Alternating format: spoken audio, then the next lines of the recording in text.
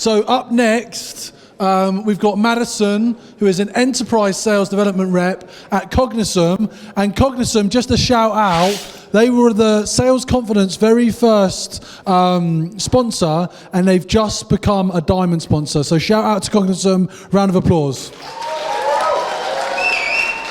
But this talk is going to be talking about going from rookie to pro. Round of applause, please. We made it. Evening, everyone. I apologize about that photo. My head is like this. I was about like 3 wines down at that point. But anyway. So hello, everyone. I'm Maddie. I'm an enterprise SDR at Cognism. I've been working at Cognism since April last year, and I can honestly say I've learned an astronomical amount, including the fact that everyone needs good B2B data. If you need that, feel free to talk to me after. So when I got asked to speak today, it took me straight back to high school. So I know I have to write a 7-minute speech. If I go over time, I'm going to get marked down. If I go under time, I'm going to get marked down. Don't look down at your key cards. Eye contact, back to the audience, whatever. I studied drama in school, so all these aspects were kind of embedded into my brain as soon as I get asked to do public speaking. And since I was quite outspoken at school, I suppose I always got to follow rules and certain ways of doing things. I'm sure many of you relate to that, and maybe the fact that when you talk, you just cannot keep your mouth shut. I mean, that's why we're in sales, right? Because our job is to talk. That's at least why I got into SDRing. Oh my gosh, a job where I can talk, great. Obviously, that wasn't the case. So obviously, people didn't always respond well on the other end of the phone. Obviously, people sometimes liked my accent, but I did have a lot to learn. And these weren't just any rules in drama class. These are real deals I was talking to, and I didn't get a do-over if I messed up on the phone. So I moved to London 2021, and Cognism was my first tech sales job, but also my first office job ever. But I don't regret it one bit. Why they decided to hire a South African girl who couldn't stop talking and whose Zoom crashed on the interview, I'll never know. But there are 4 things that I've learned being an extreme rookie to the role. Number 1, sales doesn't sleep. And we've definitely all heard this one. We've got meetings to book, calls to make, emails to send out, and deals to close. Admin to log, managers to impress, and sacking to avoid. That was a bit dramatic. But yes, we always worry. I can definitely tell you that I have been on a beach, and all that I'm thinking about is, did John accept my invite? I wonder if my meeting will score. Maybe I should just open my laptop and check. Our job never rests, but you need to. Performing with your best ability is about your mindset, and your mindset will only run on empty if you don't get some rest. So important to prioritize yourself and recharge in this industry. It's extremely easy to burn out. Maybe yours is, reading, going to watch a movie, or just going for a 5-minute walk after you've had a stressful call in the office. It's important to reset, then go back and attack the problem. Rather work with a clear head than the wrong attitude, and always sharpen your saw. For those of you who have read that book, 7 Habits of Highly Effective People, you know what I'm talking about.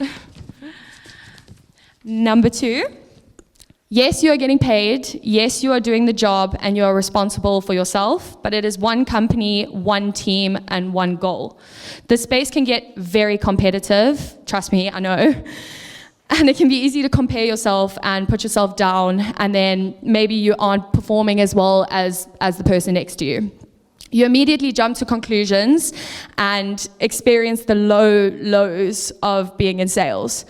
Another way of looking at this is, yes, someone may be performing better, but utilize that. You can learn from them, learn their strategies, ask for advice, ask for help, and take advantage of colleagues that are performing well. Colleagues that are performing well is actually never a downfall, and I take that from the quote, being the dumbest in the room. Being the dumbest in the room means you always have someone to improve from, take advice from, learn from. Maybe you can have a one-to-one with this person and learn what they are doing. And if you're being the best performer, then that's great. But maybe you're an emailer and need to learn how to attack the phones, or maybe you're good at LinkedIn and need to learn how to type a killer email. So there's always some way that you can improve. So regardless of if you're the best performer or if you're the lowest performer, in some way we always have strategies to learn from our colleagues. And that's how you synergize and how you interact with your office. Number 3, humanize the numbers and empathize. Most of the time, all of us are getting caught up in the numbers. That's all that really matters to us in the end, right? It's all about the money that we're earning. It can get messy, and this is the mindset that we have. Obviously, we are all getting caught up in the metrics, and it quickly becomes about the meetings, call volume, activity, leads, pipeline, deals, you name it. Sometimes we do forget that it's all about the empathy. Always understand something before demanding to be understood. Why is this prospect so rude? Why didn't the director attend? Oh my gosh, if I was a director, I would listen to myself for 30 seconds. I would take that cold call. I would say, rather turn this into, why do they need my product? What gaps can I fill? How can I approach this person in a way that relates to them and their company? This whole system quickly becomes all about the numbers, commission, revenue, but in reality, the prospects, the meetings, and the conversations are all real people. Every single one of them. There's a couple of sales leaders in this room. They're real people. They have real gaps that you need to fill and understand before pitching your product. Number 4, I'm going to touch a few nerves with this one, but it's definitely relevant to me. Just because you're young does not decrease your ability to do the job just as well. I'm only 21. I started this job when I just turned 20.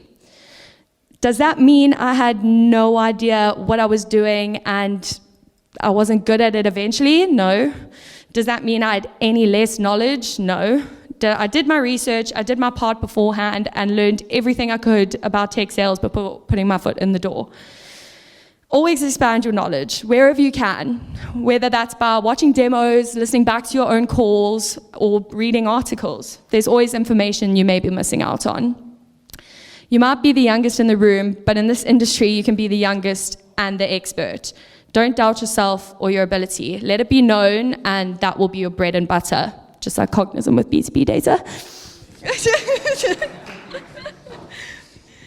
To kind of end off, I just wanted to say that if you've ever been outspoken, never took time to rest, compared yourself to others, worried too much about the numbers, or doubted your ability, you definitely aren't alone. I guarantee everyone in this room has experienced the exact same thing. This job can have high highs and low lows, but trust me, those highs are bloody incredible, and those lows are just as great when you figure a way around them. I just wanted to say to Cognizant and my work colleagues, thank you for accepting me as I was with a crashed Zoom on the interview. Not a clue what I was doing, but only allowing me to learn and develop. I definitely wouldn't be standing here and talking about all of this if my mentors hadn't taught me everything that I know. Have a great evening, everyone, and thank you so much for letting me speak. And yes, I cannot keep my mouth shut.